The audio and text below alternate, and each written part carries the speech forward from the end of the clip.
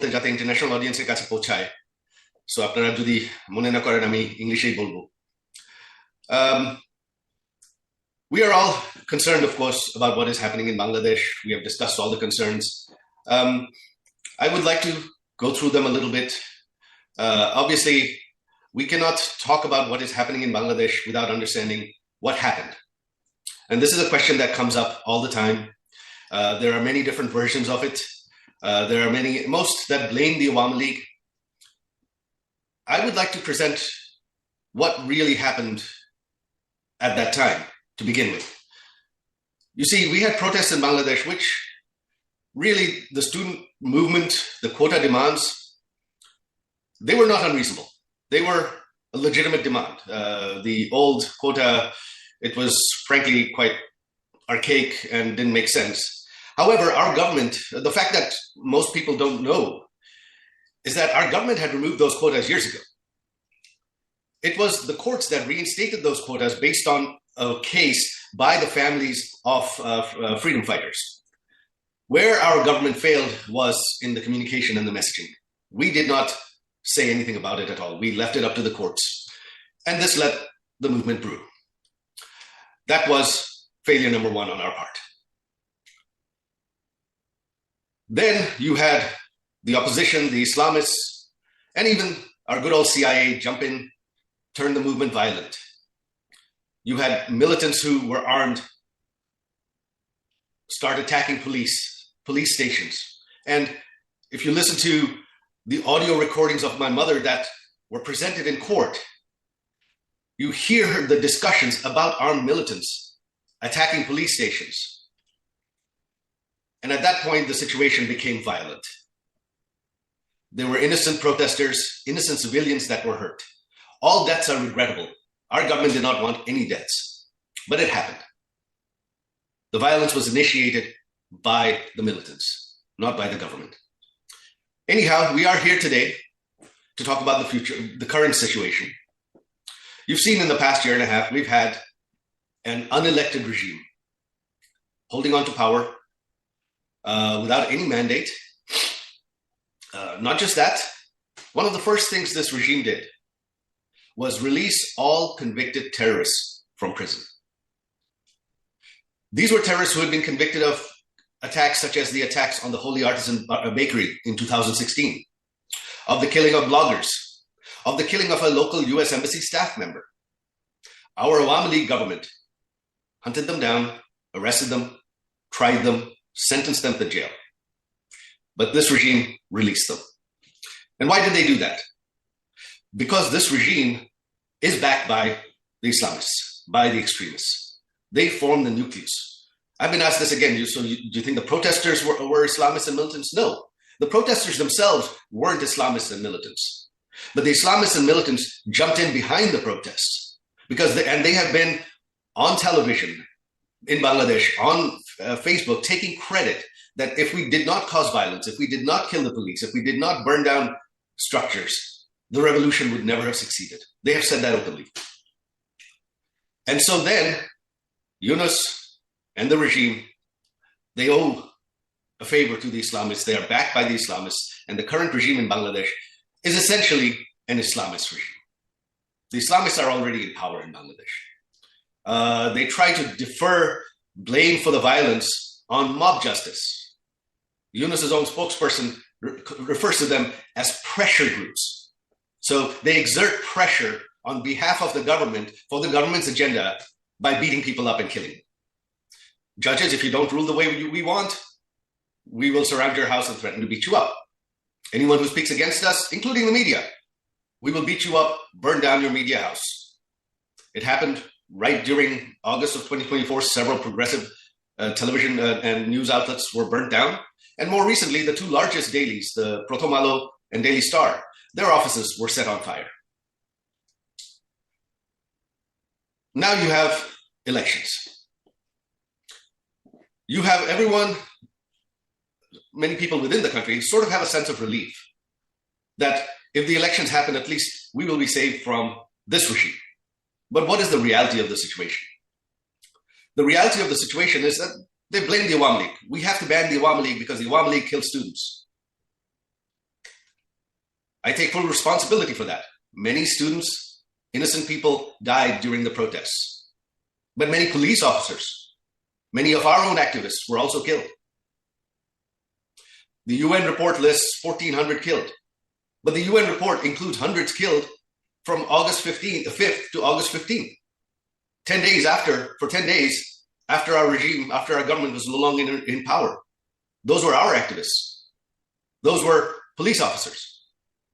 The UN report, in a blanket statement, blames even the killing of police officers and the Awami League's own activists on the Awami League when the Awami League was no longer in power. That is how ridiculous the situation is. But anyhow, our government had promised, my mother herself had promised justice. Our government had formed a judicial committee to investigate all killings, the killings by police, the killings of the police, the killings of all civilians, all party activists, regardless of party. Our government did not give indemnity to anyone. We promised justice. This regime, of course, immediately issued an ordinance granting immunity to anyone for the killing of all police officers, all Awami League activists, anything else, because now they blame mob justice, not, that those killings were justified, so those who conducted those killings are above the law. That is the situation that we are heading into an election. And of course, these elections, they blame the Awami League, so they banned it. There's a de facto ban on the Awami League. However, there is really an in effect ban on all progressive parties. It is a two-horse race, just BNP and Jamaat-e-Islam. Jatiyo Party, the third largest party in the country, their offices have been burnt down. Many of their leaders are behind bars. Many of their leaders' homes have been burned down. They are not allowed to conduct any election activity, speak in public. Other smaller parties, all progressive parties, are being suppressed. This is a very, very one-sided election. This is not really an election at all. And what are the likely outcomes of this election? On one hand, you have the BNP, which is one of the largest parties in Bangladesh. Sooner or later, the BNP would have come to power. That was inevitable, which is fine.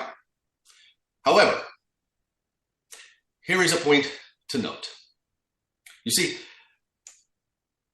why is the US Embassy and the US State Department championing BNP and Tariq Rahman so much? There's a very simple reason for that. You see, Tariq Rahman was convicted based on evidence provided by FBI agents who had traveled to Bangladesh to testify against him in court.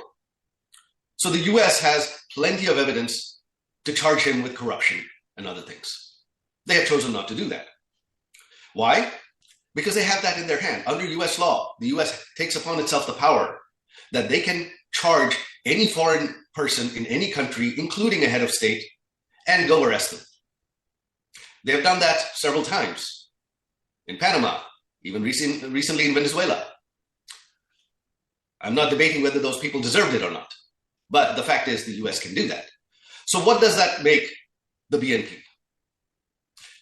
That, you see, until recently, the BNP had vehemently opposed this referendum which would, without representation, change the constitution of our country.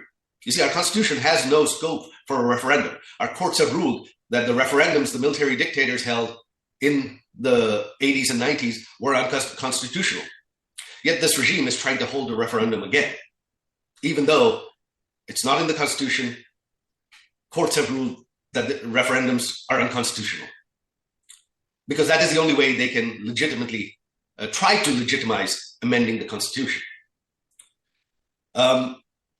And of course, in order to amend the constitution, you have to have a 2/3 majority.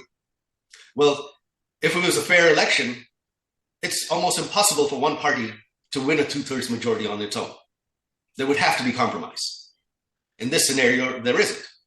So what you have now is Tariq Rahman and the BNP, who for months had vehemently campaigned against this referendum, just a few days ago, made a complete turnaround and said, yes for the referendum.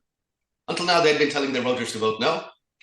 Just a few days ago, Tariq Rahman himself announced, vote yes. Why?